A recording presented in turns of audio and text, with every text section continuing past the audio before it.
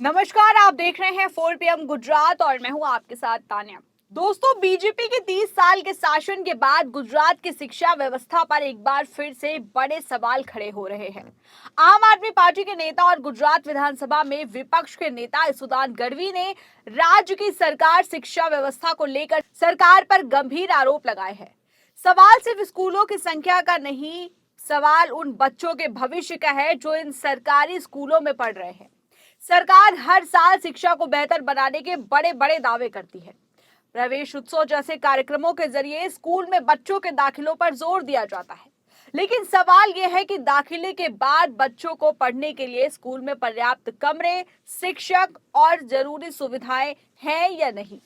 इसुदान गढ़वी का आरोप है कि गुजरात में करीब 9,000 स्कूल ऐसे हैं जो सिर्फ एक क्लासरूम के साथ चल रहे हैं, यानी एक ही कमरे में अलग अलग कक्षाओं के बच्चों को पढ़ाने की चुनौती बनी हुई है। ऐसे में बच्चों को बेहतर और गुणवत्तापूर्ण शिक्षा मिलना कितना संभव है, ये बड़ा सवाल है।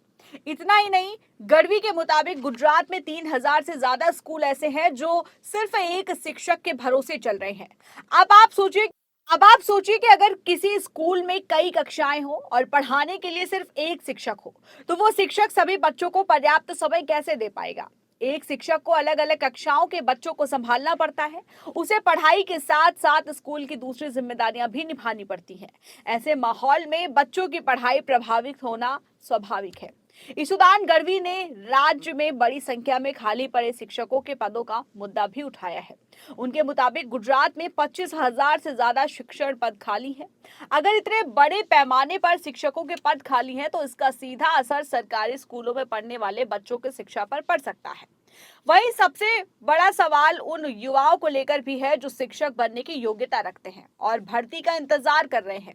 गढ़वी के मुताबिक करीब 3.5 लाख टीटी और टीएटी योग्य उम्मीदवार भर्ती का इंतजार कर रहे हैं। इन युवाओं ने शिक्षक बनने के लिए परीक्षा पास की, अपनी योग्यता साबित की और लंबे समय से सरकारी भर्ती का इंतजार कर रहे हैं। दूसरी तरफ अगर स्कूलों में शिक्षकों की कमी है, तो सरकार और योग्य उम्मीदवारों के बीच ये दूरी आखिर क्यों बनी है। ये सिर्फ रोजगार का मुद्दा नहीं, ये बच्चों की शिक्षा से जुड़ा हुआ मुद्दा है। एक तरफ हजारों युवा शिक्षक बनने के लिए इंतजार कर रहे हैं और दूसरी तरफ हजारों स्कूलों में शिक्षकों की कमी की बात सामने आ रही है। ऐसे में सरकार से ये सवाल पूछा जाना जरूरी है कि इन खाली पदों को भरने के लिए ठोस कदम कब उठाए जाएंगे। इसुदान गढ़वी ने सरकार के प्रवेश उत्सव जैसे अभियानों पर भी सवाल उठाए हैं। उनका कहना है कि सिर्फ बच्चों का स्कूल में दाखिला कराना ही काफी नहीं है। बच्चों को स्कूल में अच्छी शिक्षा, पर्याप्त शिक्षक, पर्याप्त क्लासरूम और बेहतर सुविधाएं भी मिलनी चाहिए। वहीं अगर किसी बच्चे का दाखिला स्कूल में हो जाए, लेकिन उसे पढ़ाने के लिए पर्याप्त शिक्षक ना हो, तो सिर्फ दाखिले के आंकड़े बढ़ाने से शिक्षा व्यवस्था मजबूत नहीं हो सकती। आज गुजरात को विकास के मॉडल के तौर पर पेश किया जाता है, लेकिन अगर हजारों सरकारी स्कूलों में क्लासरूम और शिक्षकों की कमी है, तो ये सरकार के सामने एक गंभीर सवाल खड़ा करता है।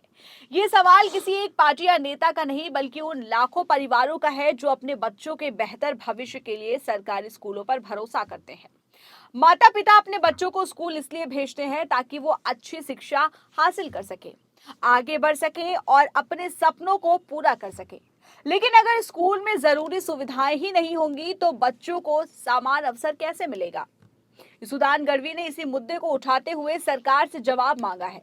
उनका सवाल है कि अगर हेलमेट ना पहनने पर आम लोगों का चालान काटा जाता है, तो बच्चों को बेहतर शिक्षा देने में लापरवाही के लिए जिम्मेदारी किसकी तय होगी। उनका ये सवाल राजनीतिक बयान से आगे जाकर शिक्षा व्यवस्था की जवाबदेही से जुड़ता है।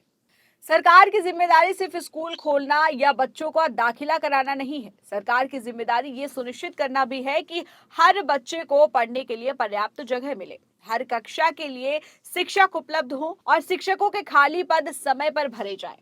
गुजरात में बीजेपी लंबे समय से सत्ता में है, इसलिए विपक्ष का ये सवाल भी है कि अगर 30 साल के शासन के बाद भी स्कूलों में क्लासरूम और शिक्षकों की कमी की शिकायतें सामने आ रही हैं, तो इसके लिए जवाबदेही किसकी होगी।